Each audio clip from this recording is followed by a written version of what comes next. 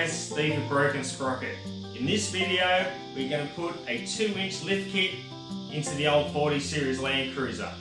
So, let's get started. Alright, I've purchased this lift kit for the Cruiser. It comes with new raw shock absorbers, new springs. They're Formula by Fulcrum.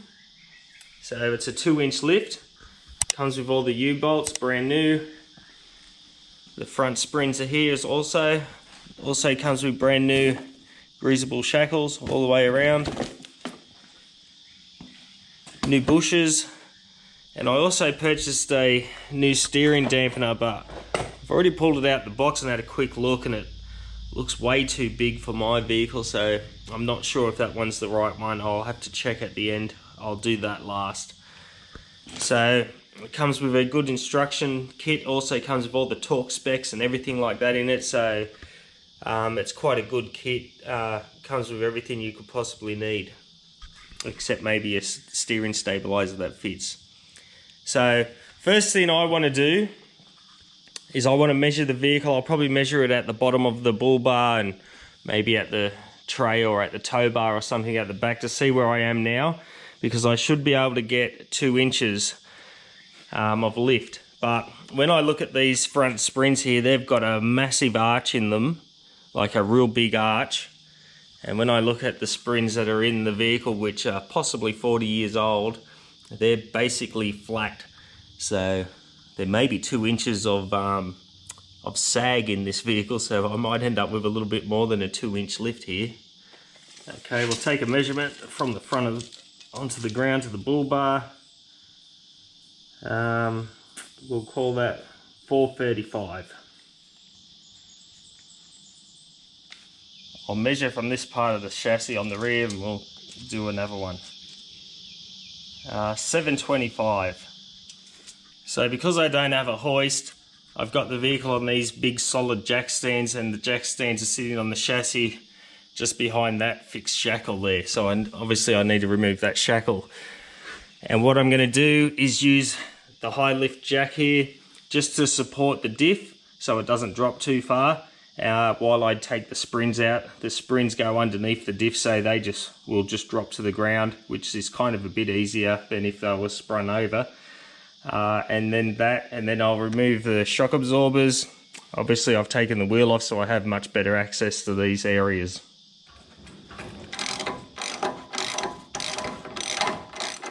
So the plans are to take the 31-inch tyres off and put 33s under it, just because it looks cool.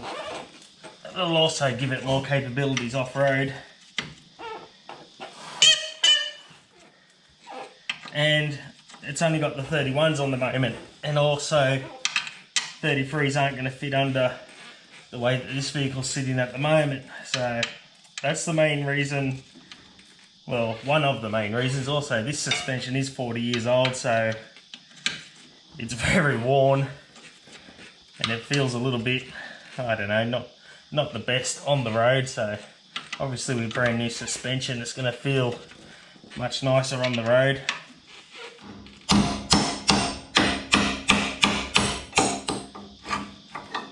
This spring should just fall to the floor as soon as I take this out, just like so. Now all I need to do is take out this back shackle, slide that out, and this spring is free from the vehicle. Okay, I've now got the old spring out and it's sitting next to the brand new spring. Now when I ordered these springs, I told them I've got a steel bull bar and a winch. I actually haven't got a winch on it at the moment, but future plans are for a winch, so I told them that I've got this extra weight at the front. And what I have noticed is this spring, the new one, has one extra leaf in it, so I would say that's to compensate for the extra weight that's going onto the front. So with both of them out next to each other, you can see the springs that are out, and this one here is sitting taller than that one, so that's the extra lift. And how do you know which way these springs go back in? It's actually quite simple. This center point here, this pin, is a locating pin that goes to where the diff is and it locates your diff. You need the shortest distance from that pin to the eye of the shackle. That one goes to the fixed shackle. That's the shackle that doesn't move. It's the one that's welded solid to the chassis and there's no movement in it. So the shortest section goes to the fixed section. The longest section goes to the shackle that has the pivot point. Now the reason for that is as the spring compresses, the spring gets longer and that point there will flex out forwards or backwards, whichever way it is on the vehicle, and it will flex out and that will give you your suspension, because if it can't flex and that pivot point can't move, well, you will have no suspension. So that's how leaf springs work. The shortest distance goes to the fixed shackle on the vehicle. The longest distance goes to the pivot point. The people who made the suspension also put a little cross on the longer side so you know that is the longest point. So this point goes to the shackle that has the movement.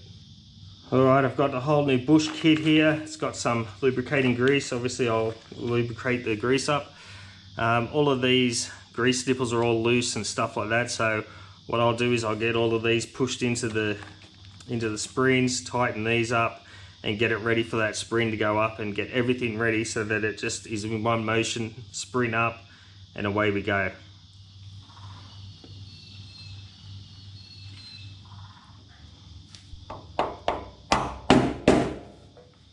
Now with everything in place, the short distance goes to this fixed shackle.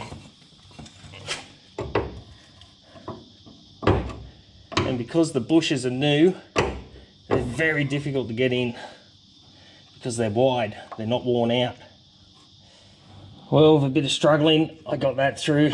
Slide this new pin through the hole at the other side there.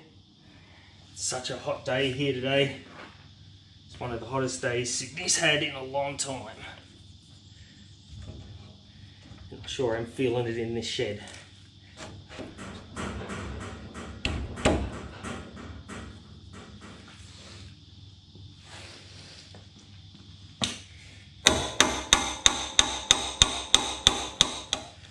Looking at the angle of these springs, they need to really go this way, so hopefully when the weight of the vehicle is on it, it does push them this way and not back that way, because if they go that way, we're in big trouble. So you want them to go this way, so when the suspension compresses, this shackle here will go like this.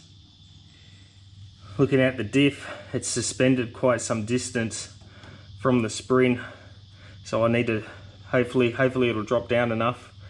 I might need to take the shock absorber off because it's only a standard shock absorber and it might not go down enough yet. We'll see how it goes and see if I can actually get this mounted to the spring.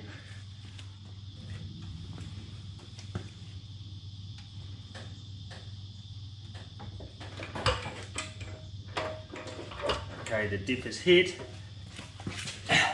but you've got to get this locator to line up with the diff. This is where it's difficult for, I find it more difficult at the front because there's so much stuff that can move in the front to line this up. And that's as far down as it will go. I say this shock absorber is just too short, so I'll need to remove the shock absorber because the diff is not going down far enough. Much better. It's got to go back a long way, this diff. This is the hardest bit, lining this up.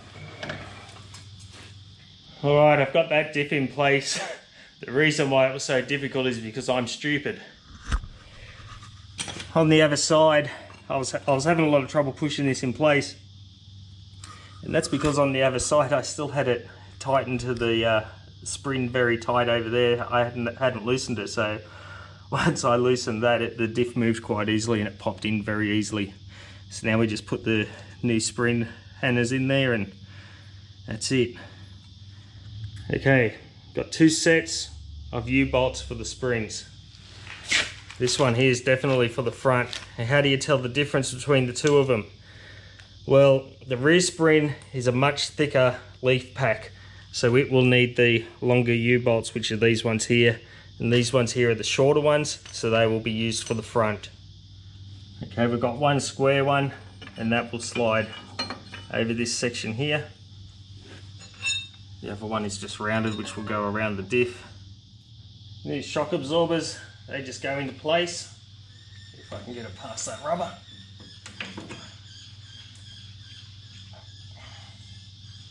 Okay, I've got the whole lot sitting in here complete, and it's all just sitting in here finger tight, so I can go onto the other side and move my diff nice and easily for one. But I'm just doing it all nice and loose to get everything in place, and then I will tension it down. It's another day now. The front's completely in. We'll just have a look at what we've done here. Alright, shock absorbers are in. The springs are in. Shackles are on. U-bolts are in. And they're massive. So these will have to be cut down a bit here. Can't have this hanging all the way down here. That looks ridiculous. On the other side here, the suspension is completely down as far as it can go. And just checking that the brake line has no tension on it, and it's fine, and that's on full extension. If you go in a 3-inch or 4-inch lift, you would definitely need to replace that brake line, but it's fine for this job. Okay, it's been 1 week since I've installed the suspension now, and I've been driving around, and the suspension has started to settle a little bit. Now, here are the measurements that I've came up with. I started off with 435 mils from that spot that I measured. When I finished it, I ended up with 525 millimeters, which was quite a lot. After driving it for a week, it settled down to 505 millimeters, which is a 70 mil gain on the front suspension. So it obviously had 1 inch of sag in that original front suspension, and I've gained that extra 2 inches. Now the rear started off at a 725 millimeters. I now have 770 millimeters, and after a week of driving, that hasn't changed at all. And we've got 45 millimeters of extra clearance or extra lift on the rear. I don't think the rear is going to do too much. It's quite solid springs, so I'd say it's not going to do anything more. I might get another 5 or so mil in a couple of months on the front. Maybe when the winch is added and stuff like that, it might drop a little bit more, but it seems to have settled down now. The only problem with the entire kit is this front suspension steering dampener, sorry. The one that they gave me was the incorrect one, so I've taken it back and they're sorting me out one that will fit this car. The other one was almost double the length of this one, so most definitely not for this vehicle. I am concerned about removing this one because I think it's been here since the start of time, and I think it's going to be really difficult to get out of this where it is. So hopefully that's not too much of a problem, but I think it is going to be. So after a week of driving, I've retensioned all the nuts and bolts that were taken out of the suspension. They've all been retightened. They didn't seem to loosen up much, but you always want to retension things like that. And I'm actually really happy with the way the suspension has come out. I've got really good lift here, which will accommodate the 33s nicely when I get them. So that's what's next, 33s. Overall, the vehicle's sitting nice. It's got a good clearance between the tyres and the guards there. It just looks heaps tougher. The clearance on the side step to the ground is up quite a lot from where I was. I was actually concerned I wouldn't get it in my garage because my garage door isn't very tall, but it seems to have enough. There will be enough for the 33s. Also, the winch is going to go in this spot here. I removed the light bar that was there. I didn't like the light bar. I prefer these rounded type of lights. I don't think light bars suit this sort of look that I'm going for with this vehicle. And that's it for the suspension lift. It actually rides it much nicer. A lot of the rattles have gone out of the vehicle, so the old suspension must have been rattling the poor old girl. So that's it for this video. If you like this kind of thing, consider subscribing, and I'll see you next time.